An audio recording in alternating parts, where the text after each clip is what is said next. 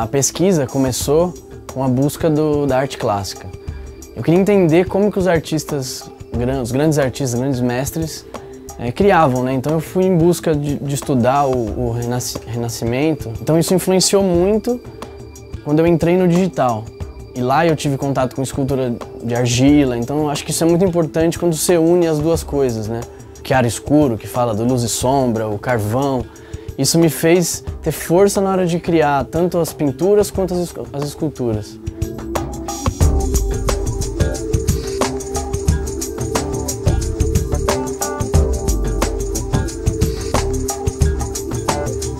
Eu acredito que o digital hoje em dia existem muitas possibilidades, ainda mais se você for em busca do que é o clássico, né? De como foram feitas as coisas, né? Se você quiser desconstruir, você tem que saber como construir. Comecei fazendo escultura na mão, né?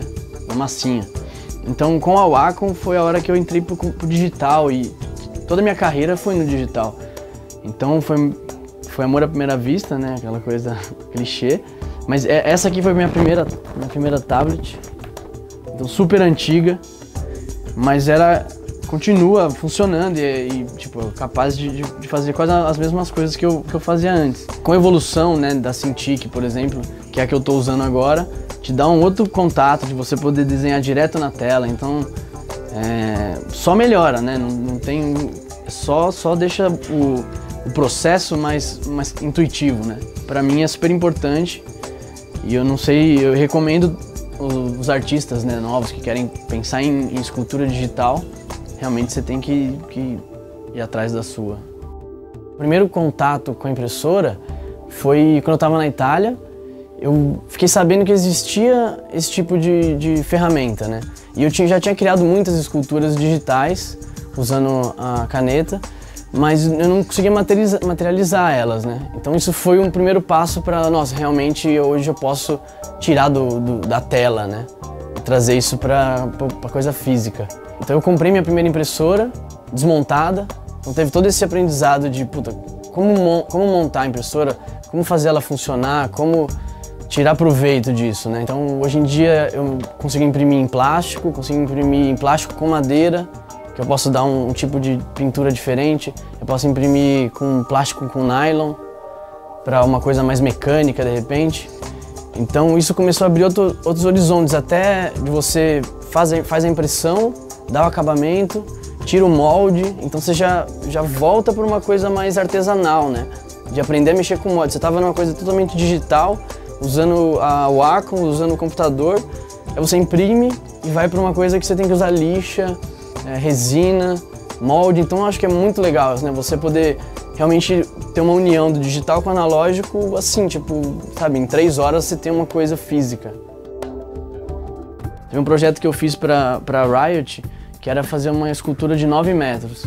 Então eu fiz a maquete e fiz o arquivo 3D, que foi depois cortado por uma impressora 3D. Que, na verdade ela não era uma depositadora de plástico, ela esculpia o plástico, então o isopor. Então a gente colocou os blocos de isopor e isso foi criado através de um arquivo digital e foi montado com 9 metros de altura. Então não tem muito, não é possível. Se não couber na impressora, segmenta em várias peças. Aí de novo você volta para o artesão, né? Você segmentou, fez várias peças, depois tem que colar, lixar. Então você volta para a coisa da arte tradicional. Então isso fica tudo interligado. Eu criei um gorila, né? Modelei um gorila e soltei ele na internet. Existe um site chamado Thingiverse, que você joga o seu arquivo lá para as pessoas baixarem. E o engraçado foi que eu coloquei lá e em 2 horas ele foi baixado na Califórnia e em Nova York. E foi impresso. Então os caras postaram logo depois a foto do gorila impresso em outra impressora. Então isso é muito legal, você consegue fazer um teletransporte quase, né, do seu arquivo. E ele é impresso lá em outro país. Um projeto mais artístico que eu quis fazer, eu baixei um arquivo do Louvre, a Vênus de Milo, peguei o modelo dela e fiz intervenções nela. Então eu usei uma coisa que foi feita há muito tempo, manipulei ela no computador e tentei criar novas formas. Como ela é a beleza, né, feminina, eu criei desconfigurei essa forma, fiz uma versão mais gorda, fiz uma versão mais torta, fiz uma versão mais magra. Então isso é como reutilizar da arte, né? E aí depois eu dei um acabamento de metal para ela parecer uma coisa mais rústica, né? Clássica, só que é impressão 3D. Então eu fiz uma releitura, né, de uma coisa que já existe. Chegou um momento que eu estava criando muitas esculturas que não tinham muita funcionalidade, né? Então eu resolvi, por exemplo, tem uma cabeça de um gordinho que eu resolvi transformar ela num vaso. Então isso você já começa a dar uma utilidade, né? Você sai daquela coisa de uma escultura para ver e realmente ela tem que dar uma função. Então até um abajur que eu fiz, aplicando códigos do computador para simular o vento, por exemplo. Então você começa a aplicar forças e formas, né, digitais para criar uma peça que tenha funcionalidade. Então isso também é uma outra coisa legal da impressora 3D. Você pode fazer vários testes e chegar num produto, né? Eu acho muito legal a história da impressão 3D, que ela é como uma vertente artística. Por ela não ser tão explorada ainda, existe a possibilidade de você criar coisas novas, né? E o legal também é que eu aprendi muito com os erros, né? Então, às vezes você deixa uma escultura fazendo durante a noite, quando você chega ela já virou outra coisa. Esse é um bom exemplo. Aqui eu fiz uma peça que a ideia era imprimir duas versões, só que uma delas deu erro.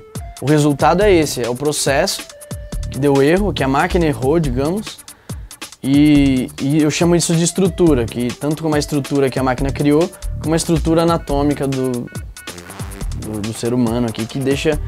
Realmente, eu modelei isso sem pensar que ia parar em pé, e acabou parando em pé, pela parte anatômica da peça, né? Então acho que é toda uma vertente artística que dá pra você criar em cima. Nesse meu primeiro tutorial para o Wacom, eu quero criar uma peça, uma escultura que ela vai ser útil depois. Então tem toda essa transformação de você usar a ferramenta, a mesa digitalizadora, né? Ela é muito potente, né? Para você criar, esculpir. Por que não fazer na mão? Porque você pode fazer no computador e você gera um arquivo digital e depois ele é impresso. Então é falar sobre todo esse processo, desde a parte artística até a parte técnica, né? De você gerar o arquivo, jogar na impressora, ela imprimir.